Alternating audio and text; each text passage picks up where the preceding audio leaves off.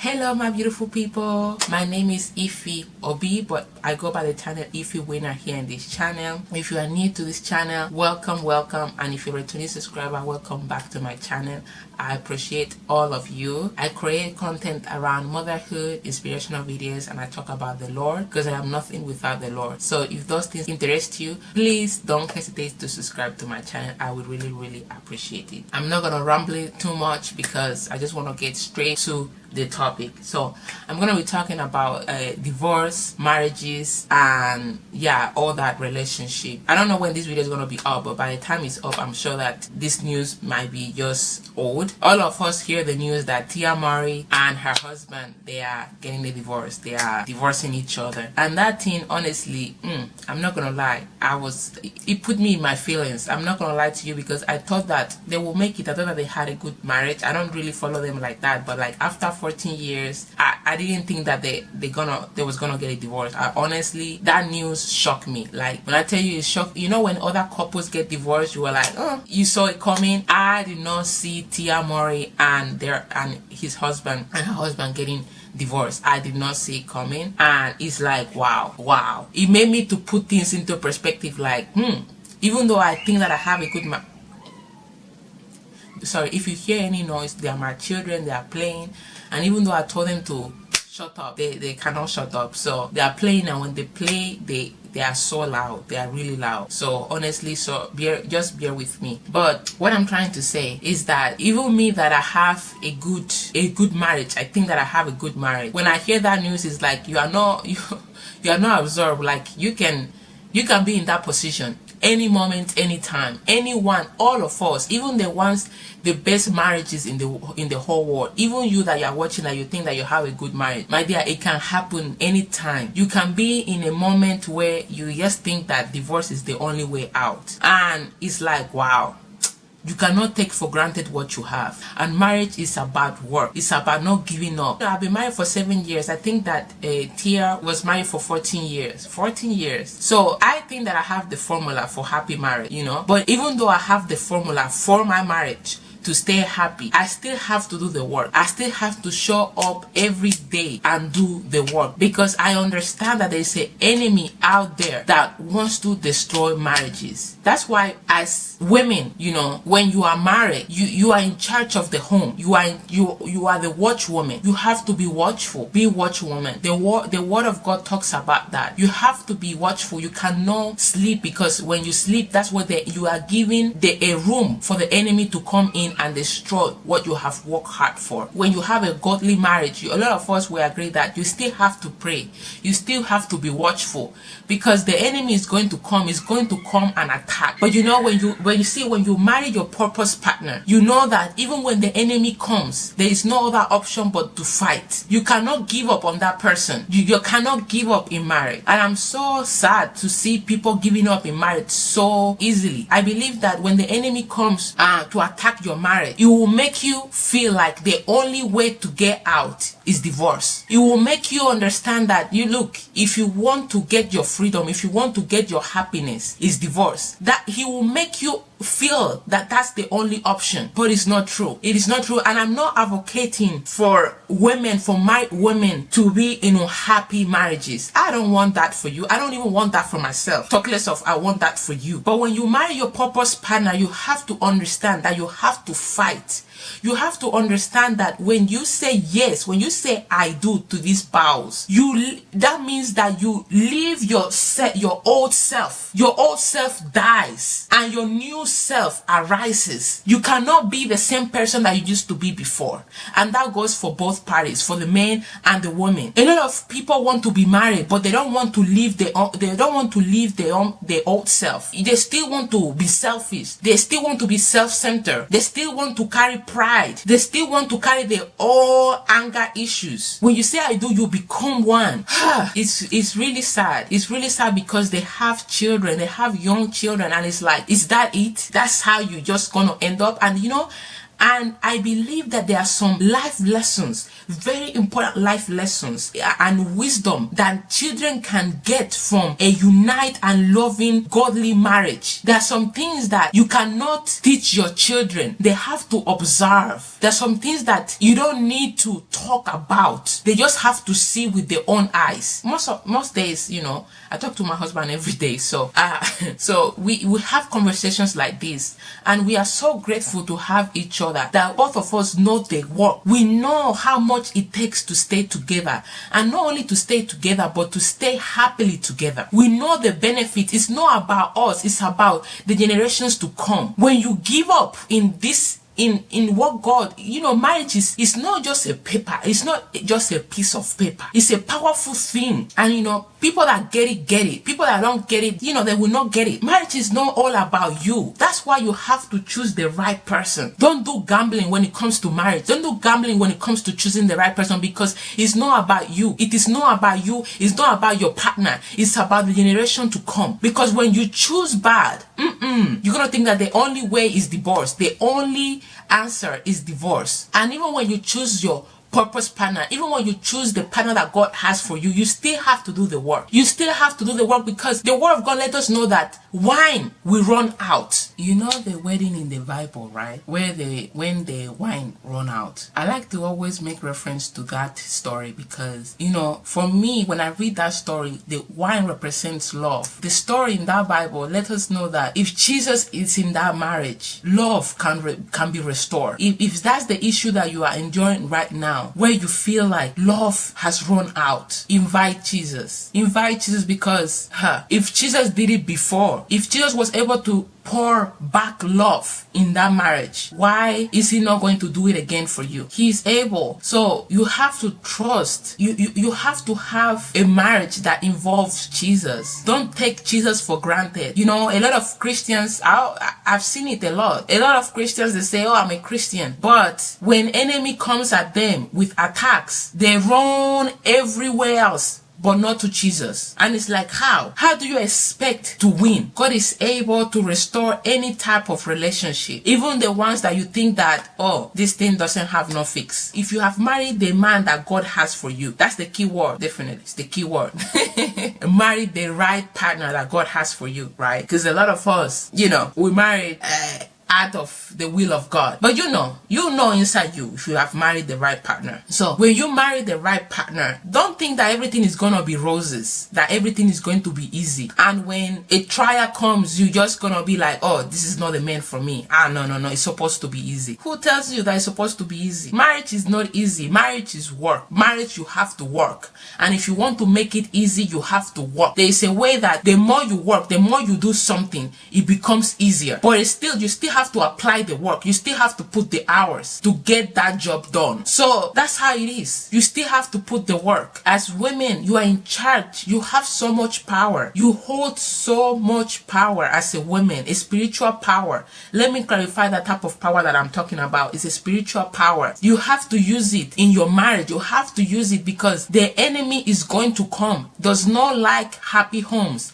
Does not like a godly marriage. He hates it because he knows that if you get it right, that means that it's more chances for your children to get it right. There is more chances for your grandchildren to get it right. And he doesn't like that. So it's so sad that to see news like that, because Tia and the husband, they have children. They are little children. They're still young. And it's like, wow, that's it. There is so much wisdom and knowledge behind a godly marriage that you can pass down to your kids. That it's like it breaks my heart when I see people getting divorced just like that. And I say just like that because for me, I think divorce is the most easy route to take and the most coward route to take if you have married your purpose partner. Again, keyword, marry your purpose partner. That is the most coward route to take if you're taking divorce, the divorce route. It's like that easy. That's how you're gonna do it. It's like you're gonna give it up that easily. Especially when you have kids, man. I just feel bad for the kids. What is it that you cannot work out? Just for the love that I have for my kids. Just for the love that my husband has for his kids. We need to make this marriage work.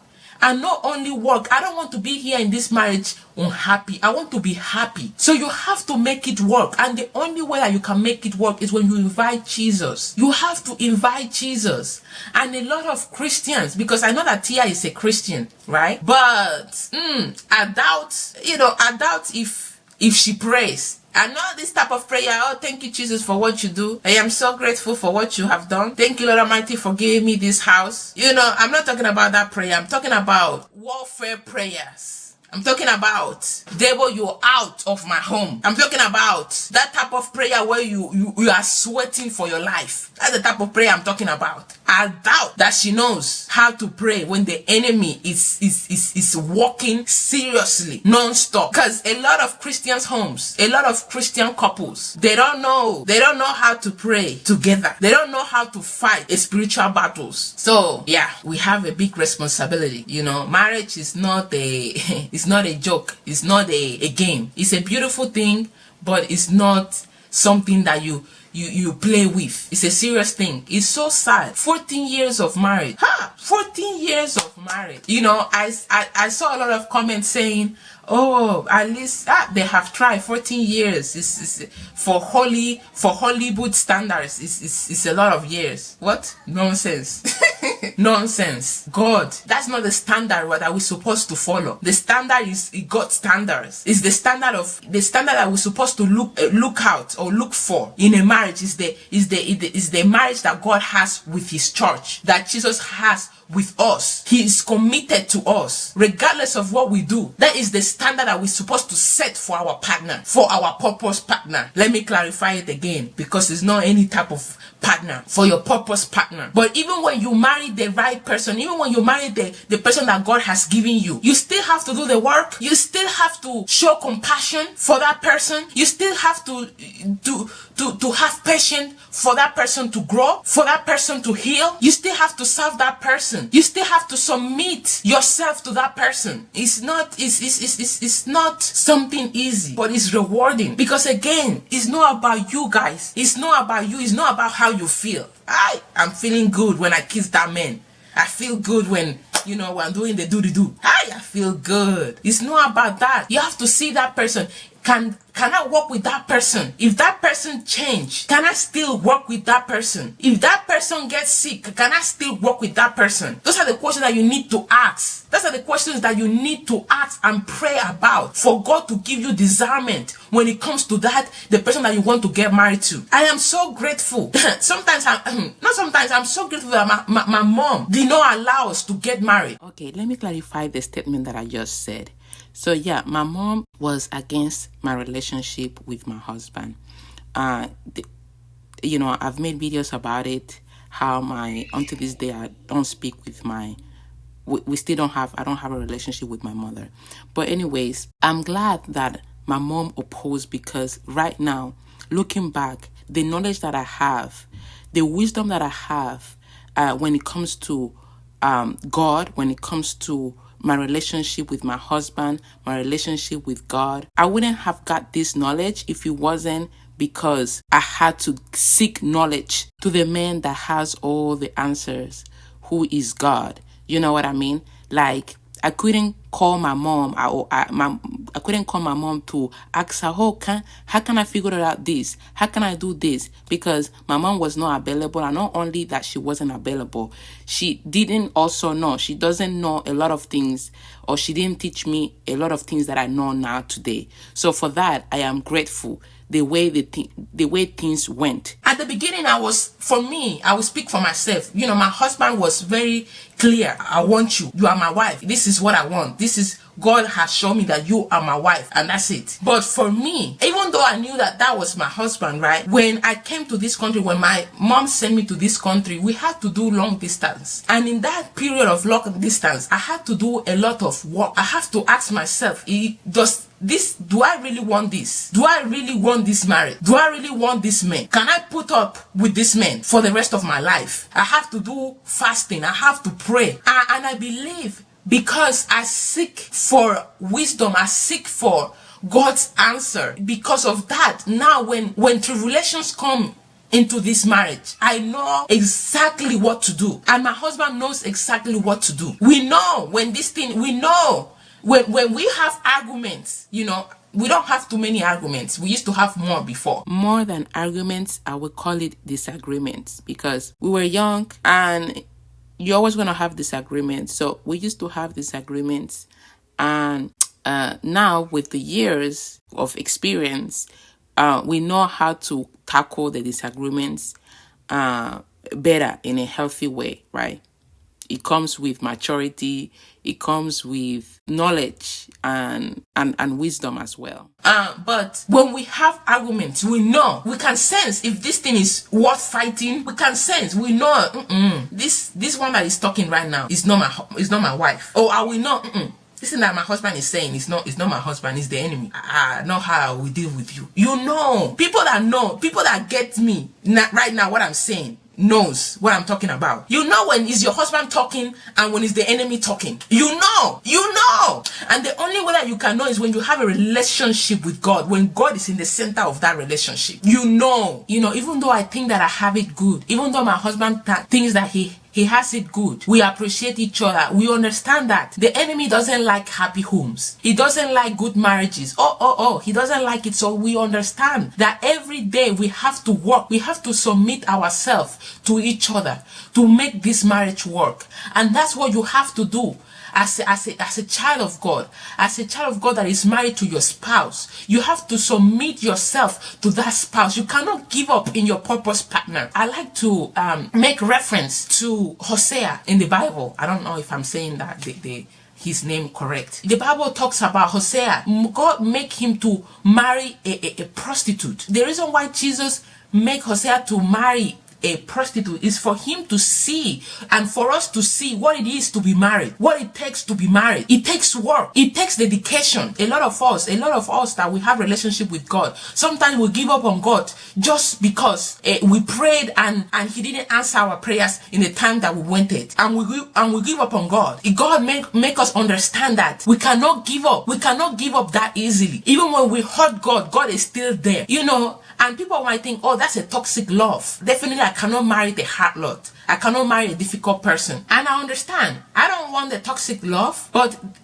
God in the book of Hosea made us understand what type of love we have to have for our spouse. It's a love that is unconditional. It's a love that cares. It's a love that heals. It's a love that is a supernatural love. That it doesn't matter what you do, I will still be with you. I will still pray for you. I will still give what you deserve. Because a lot of us have this type of relationship with God where it's toxic, where you will only do when you see God doing. If God doesn't do, then you don't do. And God is letting us know through that book that even if that person doesn't do what is right. Serve that person. Be loyal to that person.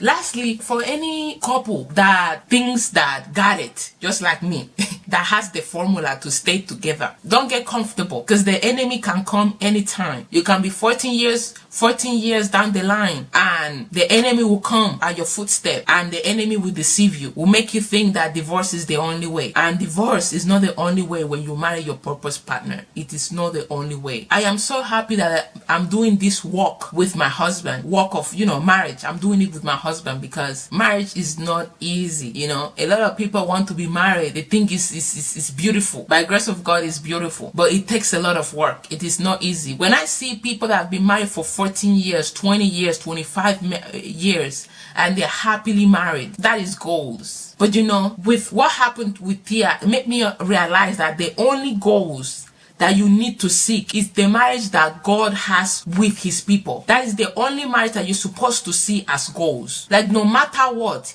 he still stick with us. God is still with us. God doesn't give up on us. You see, that's the level of commitment that you have to have when you are married. That is the type of goals that you need to see as goals. It is beautiful to see a marriage that is prospering in 25 years. marriage, 30 years of marriage, and they're still happy. That is good to see. It's good to use it as reference for your marriage. But the only reference that we're supposed to see as goals is the marriage that God has with us. Because when you see the relationship that God has with us, that God has with his people, then it will make you understand that, oh, marriage is not only about me and him, it's about generations to come. I just wanted to say that. I wanted to come in here and talk about marriage, talk about, divorce, and give my only humble opinion. I don't know it all.